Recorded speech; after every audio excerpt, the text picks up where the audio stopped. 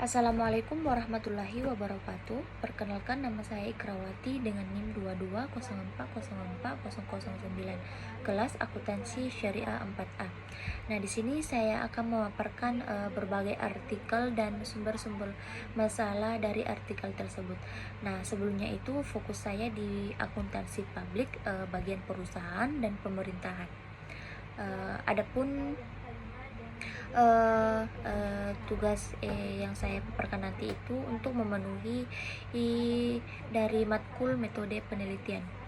Langsung saja untuk artikel yang pertama itu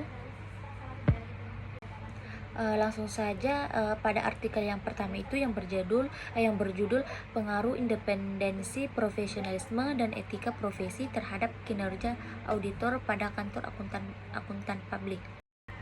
Adapun sumber masalah dari judul yang saya paparkan tadi itu kasus yang terjadi pada auditor di BUMN, di mana komisaris PT Kereta Api mengungkapkan adanya suatu kebohongan atau manipulasi laporan keuangan BUMN tersebut, di mana seharusnya perusahaan menerima kerugian tetapi auditor melaporkan menerima keuntungan. Kemudian artikel yang kedua itu pengaruh akuntabilitas dan transparansi terhadap kualitas pelayanan publik, survei pada Dinas Daerah Kota Tasikmalaya, di mana sumber masalah dari artikel ini yaitu permasalahannya dengan masuknya Dinas Daerah Kota Tasikmalaya menjadi organisasi perangkat daerah ternyata belum sepenuhnya dapat meningkatkan pelayanan publik.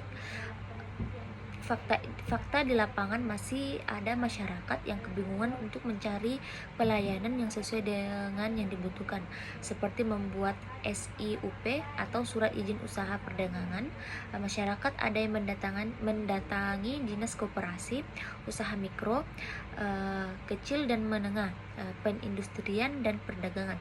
Padahal pembuatan SIUP sudah menjadi tugas BPPT atau Badan Pelayanan Perizinan Terpadu. Kemudian pada artikel yang ketiga itu analisis kinerja kepala desa dalam pelayanan publik. Nah, sumber masalah dari artikel ini adalah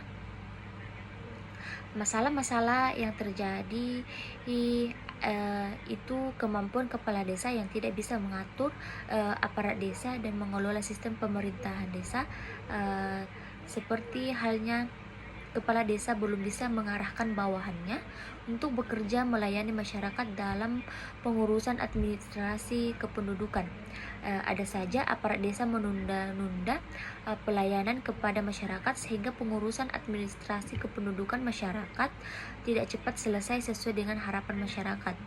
Dan fenomena lain, kepala desa tidak tegas kepada bawahannya dalam setiap melaksanakan pekerjaan sehingga aparat desa mengabaikan dalam pelayanan terhadap masyarakat. Kemudian yang selanjutnya itu artikel yang keempat, pengaruh ukuran kantor akuntan publik kepemilikan, laba rugi, profitabilitas dan solvabilitas terhadap audit report log. Nah, sumber masalah dari artikel ini yaitu lamanya audit report log mempengaruhi nilai laporan keuangan yang telah diaudit karena keterlambatan penyampaian laporan keuangan yang telah diaudit mengindikasikan sinyal buruk dari perusahaan bagi pihak-pihak yang berkepentingan. Hal ini berimbas pada kenaikan atau penurunan harga saham perusahaan. Kemudian artikel yang kelima itu analisis faktor-faktor yang mempengaruhi turnover intentations pada staf kantor akuntan publik. Nah, sumber masalah dari artikel ini yaitu fenomena yang seringkali terjadi dari artikel ini adalah kinerja suatu perusahaan yang telah demikian bagus dapat dirusak, baik secara langsung maupun tidak, oleh berbagai perilaku karyawan yang sulit dicegah terjadinya. Salah satu bentuk perilaku karyawan tersebut adalah keinginan berpindah atau turnover intentions, yang berujung pada keputusan karyawan untuk meninggalkan pekerjaannya. Dengan tingginya tingkat turnover pada perusahaan akan semakin banyak menimbulkan berbagai potensi biaya, baik itu biaya pelatihan yang sudah diinvestasikan pada karyawan, tingkat kinerja yang mesti dikorbankan maupun biaya rekrutmen dan pelatihan kembali. Menurut Suwandi dan Indrianto 1919. Kemudian jurnal yang keenam itu analisis faktor-faktor yang mempengaruhi pemilihan karir menjadi akuntan publik oleh mahasiswa program studi akuntansi STIAK Semarang. Nah, sumber masalah dari artikel ini yaitu seiring dengan berlakunya Undang-Undang 05 tahun 2011 yang menyatakan bahwa para sarjana non-akuntansi dapat berprofesi sebagai akuntan publik asalkan lulus ujian sertifikasi. Hal tersebut berarti bahwa dapat mengancam para sarjana program studi akuntansi, di mana untuk menjadi akuntan publik mereka harus bersaing dengan lulusan program studi non-akuntansi. Artikel yang ketujuh itu pengaruh etika profesi, kompetensi dan integritas auditor terhadap kualitas audit. Nah, sumber masalah dari artikel ini yaitu kekeliruan yang terjadi pada timbul karena pihak yang bersangkutan tidak melaksanakan proses audit sebagaimana seharusnya. Nah, di mana seharusnya ketika menemukan adanya kerugian, KAP Tirmizi Ahmad melaporkan hal tersebut kepada pihak otoritas jasa keuangan atau OJK, serta ketika melakukan pemeriksaan seharusnya dilakukan klarifikasi kepada pihak Bank Sumut terkait data yang diberikan oleh pihak Kejaksaan Tinggi Sumatera Utara. KAP Tirmizi Ahmad juga seharusnya tidak merekrut dan memberikan wewenang kepada anggota yang tidak memenuhi kualifikasi sebagai auditor untuk melakukan proses audit karena hal ini sudah sangat bertentangan dengan undang-undang. Kemudian artikel yang ke-8 itu pengaruh gaya hidup sehat untuk mengatasi turnover intentions yang terjadi di akuntansi publik. Nah, adapun sumber masalah dari artikel ini yaitu tingginya turnover yang terjadi di KAP disebabkan oleh adanya tekanan pekerjaan yang tinggi yang dihadapi oleh para auditor di kantor akuntan publik. Tekanan pekerjaan dalam KAP terjadi karena auditor dalam akuntan publik selalu dituntut untuk menyelesaikan tugas dengan tepat waktu dan benar.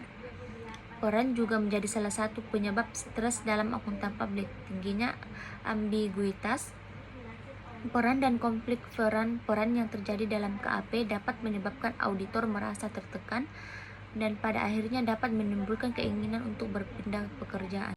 Kemudian itu artikel yang ke-9 pengaruh kompetensi, independensi dan profesionalisme terhadap kualitas audit, studi empiris pada kantor akuntan publik se-Sumatera.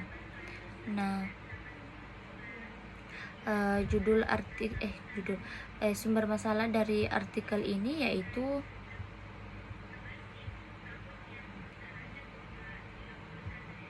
auditor dituntut oleh pihak yang berkepentingan dengan perusahaan untuk memberikan pendapat tentang kewajaran pelaporan keuangan yang disajikan oleh manajemen perusahaan dan untuk menjalankan kewajibannya.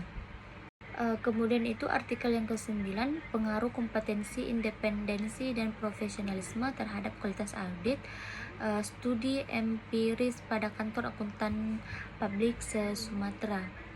Nah, sumber masalah dari artikel ini yaitu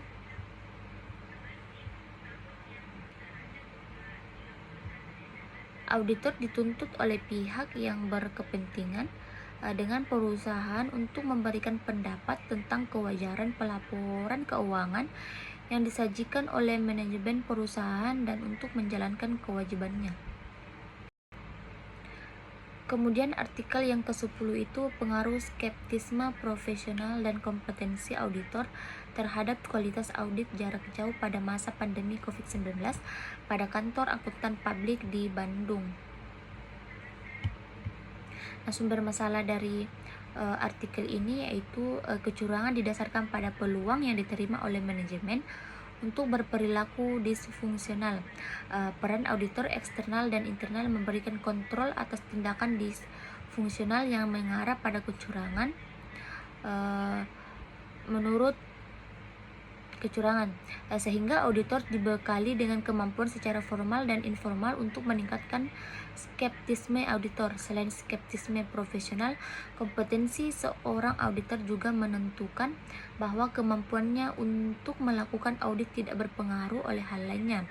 Sebab dengan kemampuan yang minim, auditor akan kesulitan dalam mengidentifikasi penyimpangan dalam penyajian laporan keuangan, terutama di masa pandemi dengan cara kerja work from home melalui audit jarak jauh. Selanjutnya, artikel yang ke-11 itu pengaruh motivasi, persepsi, penghargaan finansial, pasar kerja, dan pengakuan profesional pada pemilihan karir akuntan publik. Nah, sumber masalah dari artikel ini yaitu salah satunya karena kurangnya minat mahasiswa yang setelah lulus sarjana untuk berprofesi sebagai akuntan publik. Kemudian artikel yang ke-12 itu pengaruh etika profesi, kompetensi, dan integritas auditor terhadap kualitas audit. Nah, sumber masalah dari artikel ini yaitu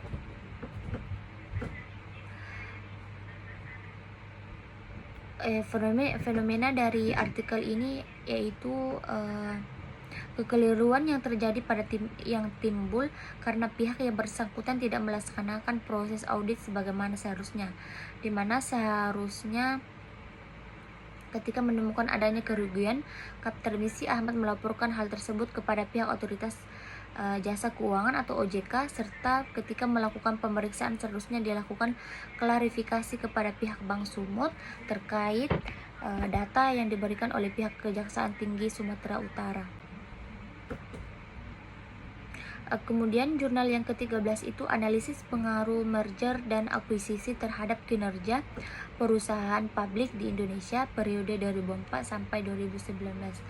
Nah, adapun sumber masalah dari artikel ini yaitu perusahaan melakukan merger dan akuisisi, harapannya agar kinerja keuangan perusahaan yang bergabung dapat meningkat.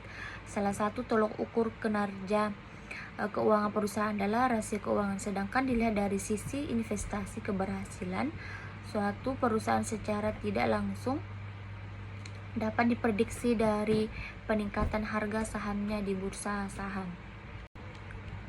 Kemudian artikel yang ke-14 itu pengaruh penerapan akuntansi sektor publik terhadap akuntabilitas kinerja instansi pemerintah dalam mencegah fraud. Nah, adapun sumber masalah dari artikel ini yaitu peningkatan akuntabilitas kinerja instansi pemerintah diperlukan untuk mencegah praktek fraud yang terjadi di instansi pemerintah. Untuk meningkatkan akuntabilitas instansi pemerintah diperlukan penerapan akuntansi sektor publik dan pengawasan terhadap kualitas laporan keuangan instansi pemerintahan yang baik. Kemudian artikel yang terakhir itu analisis perlakuan akuntansi penerimaan retribusi daerah pada Badan Pendapatan Daerah Tanah Toraja. Nah, sumber masalah dari artikel ini sumber pendapatan asli daerah yang berkepentingan salah satunya adalah retribusi, di mana sumber masalah ini ya, sumber masalah yang dipakai oleh artikel ini yaitu konjektur. Itulah pemaparan dari berbagai artikel saya. Mohon maaf kalau masih banyak kesalahan. Saya tutup dengan ucapan wassalamualaikum warahmatullahi wabarakatuh.